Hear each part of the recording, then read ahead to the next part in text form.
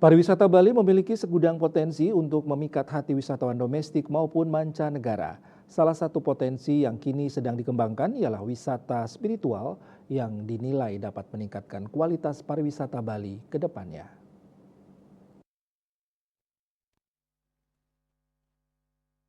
Seperti diketahui, Pulau Bali sangat diminati bukan hanya warga negara Indonesia, melainkan juga warga dunia yang sangat tertarik untuk datang ke Bali.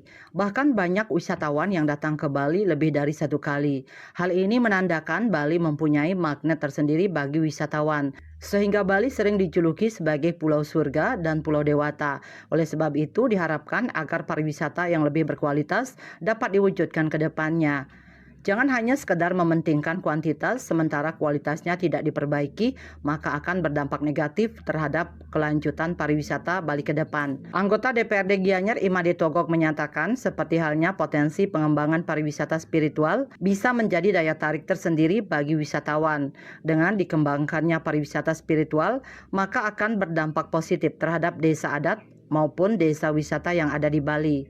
Untuk itu kita selalu berharap bahwa ke depan dengan pengembangan pariwisata spiritual ya, ini adalah hal yang luar biasa bagus ya, dan itu bisa dilakukan oleh desa wisata dan desa adat ya, karena orang datang ke Bali ingin melukat, ingin yoga, udah itu menenangkan jiwa, termasuk juga menjaga ketentraman. Ini kan mahal ini ya dalam hidup.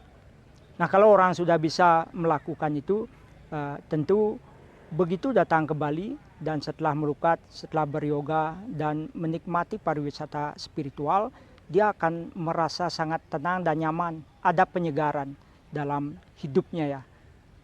Nah, ini akan berdampak sangat bagus untuk desa adat dan desa wisata ya. Politisi Partai Golkar ini juga berharap desa adat sebagai benteng dari tradisi dan budaya Bali agar selalu menjaga tempat-tempat yang disakralkan sehingga tidak disalahgunakan oleh wisatawan. Andika, Bali TV.